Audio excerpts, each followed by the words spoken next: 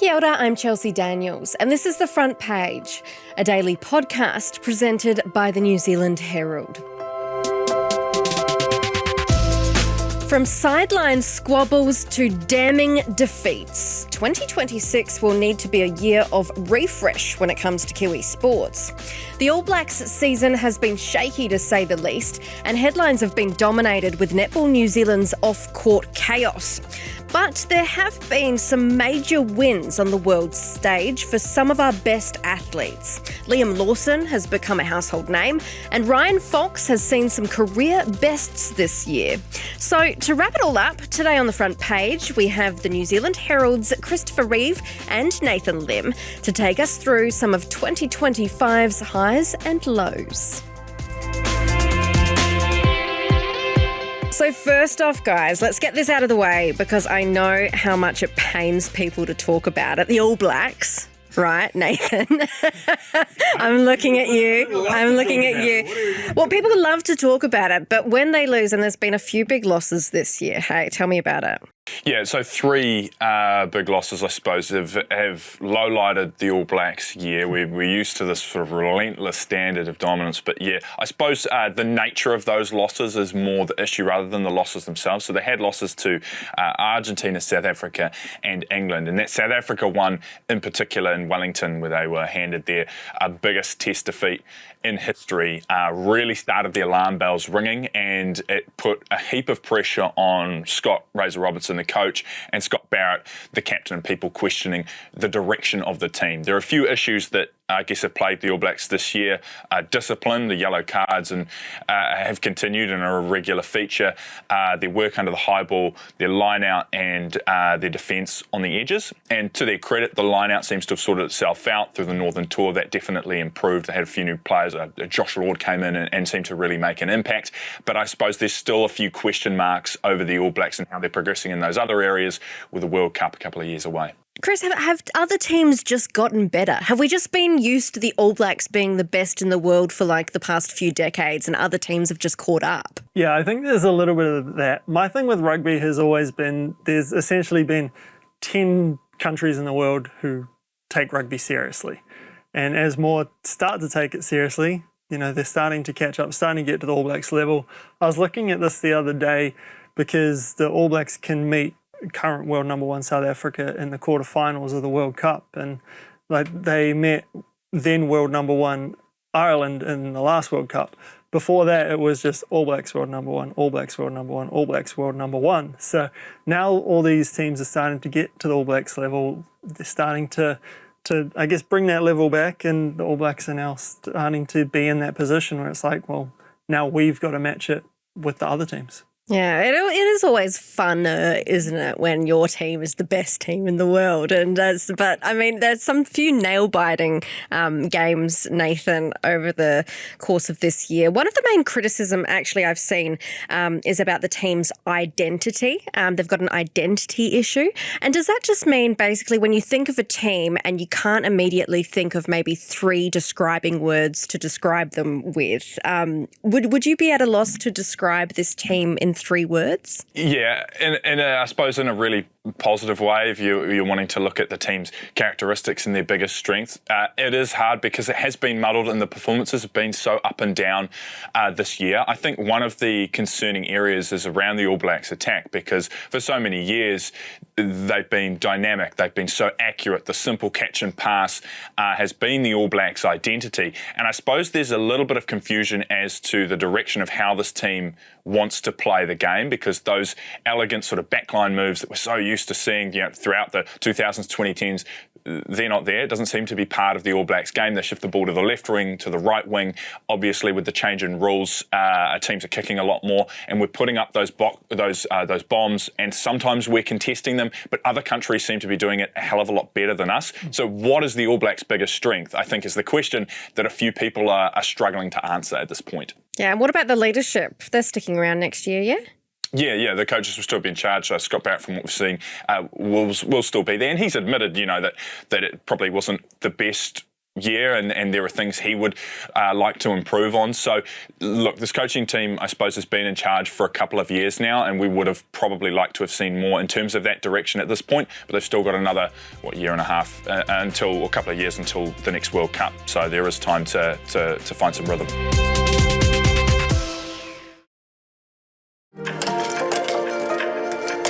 It was a very good race. I know starting third and finishing fifth might not sound like the best result, but given the car he's in, given the drivers that were behind him, and given the way he just drove full stop, I think that was an incredible performance overnight. Let's move on to arguably one of the most talked about Kiwi athletes this year. Who do you reckon I'm going to say? My guess is Liam Lawson. Yeah, exactly. Yeah, because it's been everywhere, right? Like as someone who doesn't watch sports religiously or really knew anything other than what's on Netflix about F1, this year seems to be Liam Lawson's big year. Why is that, do you think? Formula One is a very hard stage to crack, let alone succeed in. There's so many politics that go on in just getting into the position that Liam Lawson is in. And for Liam in particular, he started the year at arguably the best team in Formula One at Red Bull. They only gave him 2 races before they said, actually, we're going to put you back to the junior team. So just everything that has happened for Liam Lawson this year has sort of just made for quite a compelling story. And from that point, it's been, is he going to have a seat for next year? And that dragged on the entire season. They gave it until, I think, the week before the final race of the season to make that decision. So, yeah, it's just been a very, very interesting and I guess fun for a reporter's point of view story to follow. And yeah, people have really, really grabbed onto it. Was it a bit too early, do you reckon, to have him sitting next to, Max Verstappen? Yeah, it's a good question. I think he was ready. I just don't know if they gave him enough time to get used to that car. That's my personal opinion. I think Liam Lawson's very good at what he does, and I think they just need to show a little bit more patience with him. Right, so you're looking forward to him seeing him next year, Nathan? Yeah, 100%. I mean, 2025 has been some big highs and some big lows, and that would have been incredibly difficult for Lawson to manage the spotlight for those 2 races and then to be dropped. I mean, what's that going to do to your confidence? You're a young man, you're on the world stage, you've got so much pressure. And through the rest of the year, the best thing has just been he's had a consistent seat and he hasn't had to worry about that. He can just focus on performance, and to know that he is going to get that again next year. He's going to head into 2026 with a much wiser sort of head on his shoulders, more experience, and he'll feel a bit more comfortable and a bit more like he belongs, because he's actually had that backing of his team this time, whereas he didn't have that at the start of the year. And I think they've showed they probably should have stuck with him a bit longer, because they've obviously dropped the guy who they replaced him with. Yeah, it's quite funny to see Kiwis on the big stage as well. Do you feel like Kiwis put, our athletes and stuff who get a name and are, world known on a bit of a pedestal?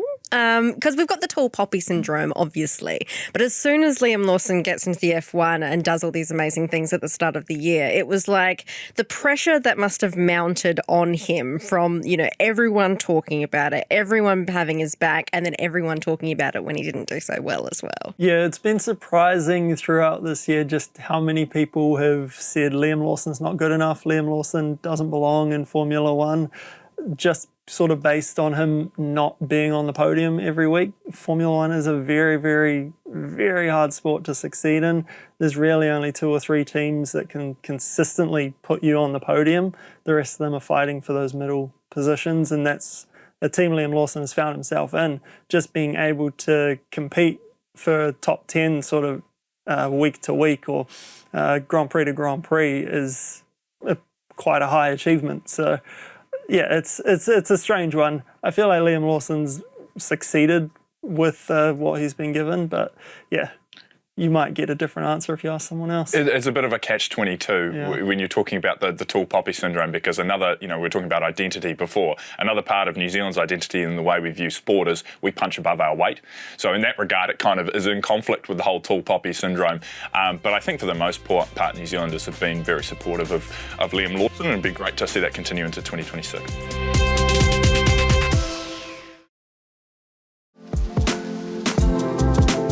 only purpose of elite sport, if you think about it, is victory. It exists for no other reason than to let a chosen few express themselves in a way where they win, and others can piggyback on that by way of television licensing or ticket sales or just being fans. Unless Noel Tarua has had a personality transformation and they're all wandering around Netball New Zealand at the moment going, geez, I wonder what happened to old Knowles. Man, that Knowles has changed, which I suspect has not happened at all. Then what we are left with is the inescapable conclusion that Tarua is the victim of soft management in a world where every crybaby needs to be heard. Something else that everyone was talking about this year was the netball, and not what was happening on the court, but what was happening behind the scenes. You did a lot on this, Nathan, this year. In terms of Netball New Zealand standing down long-time Silver Ferns coach Dame Nolene Taurua, Nathan, tell me about it. Do we even know what happened now?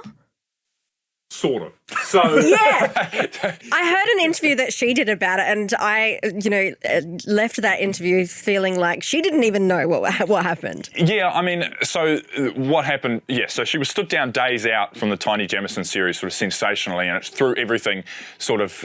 It was like chaos for a couple of months because no one seemed to know what was going on, and there was not really any communication from Netball New Zealand to the public or otherwise about why Taurua had been stood down under the cloud of it's an employment matter, everything has to be private. But the problem was that silence extended for months. And because of that, the New Zealand public, who have an understandable loyalty to their coach, Taurua, wanted to find someone to hold accountable for this. And because she was stood down apparently due to player complaints, that turned to trying to hold the Silver Ferns players accountable for it without actually knowing who complained or what the complaints were.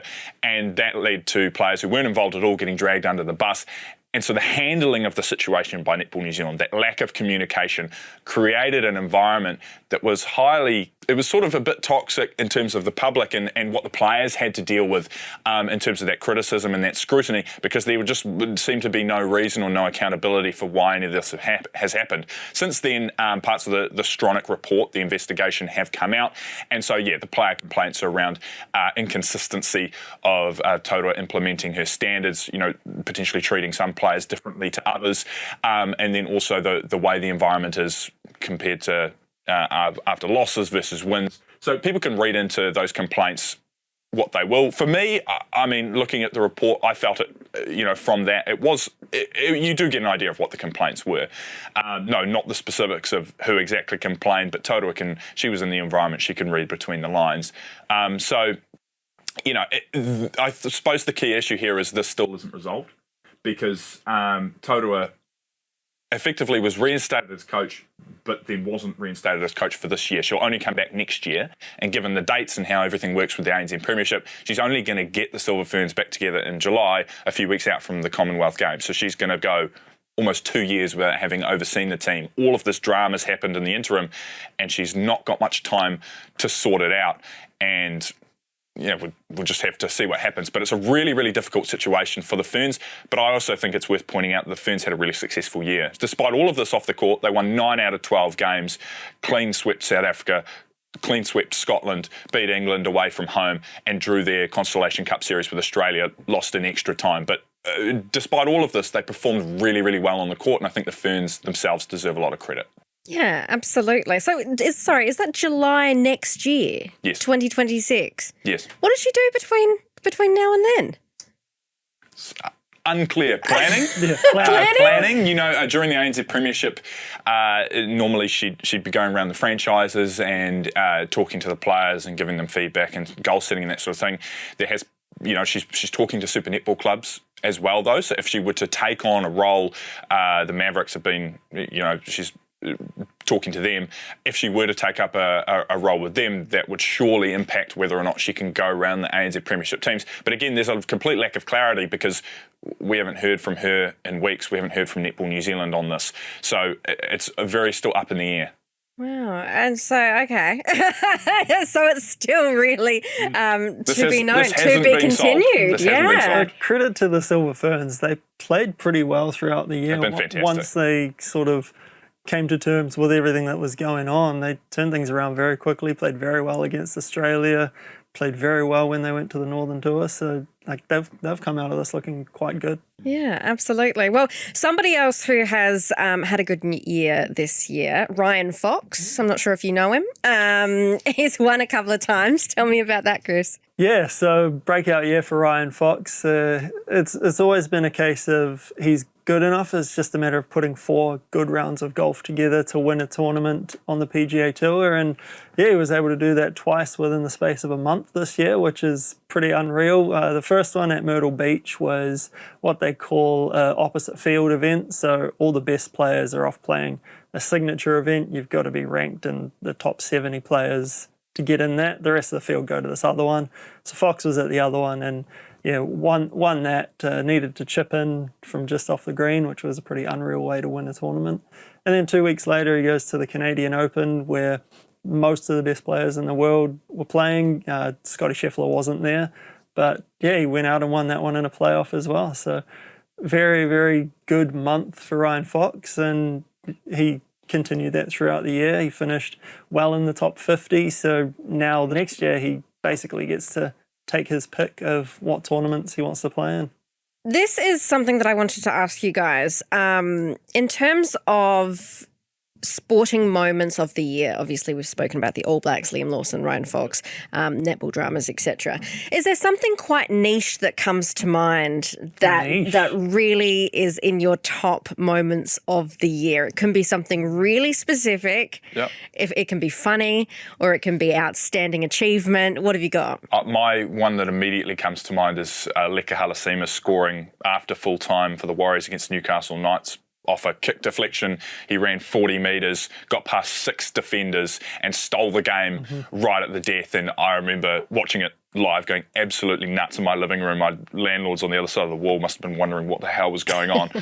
So that one, it really set the season alight for the Warriors, and obviously they made the first round of the playoffs and exited. But overall, the season for them has been good in terms of those younger players coming to the fore, and for me that moment really typified that. Yeah, it's funny you mentioned that. That was the first one that came to my mind. Oh, as was well. it? Yeah. Or are you just stealing his? I remember going and watching after that, going online and finding all these Newcastle kind of reaction videos to it. It was just great seeing another fan base deflated by a moment like that. Well, because that's what sport's about, right? Those moments where you actually jump off of the couch and scream at the TV or hug each other or something when somebody kicks a goal or does something like that. That's what happens, right?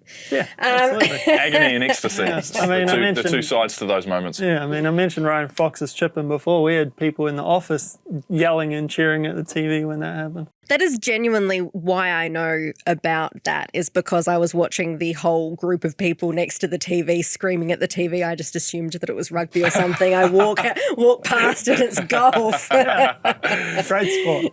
Oh, well, thank you guys so much for joining us. Thanks, Charles. You're welcome.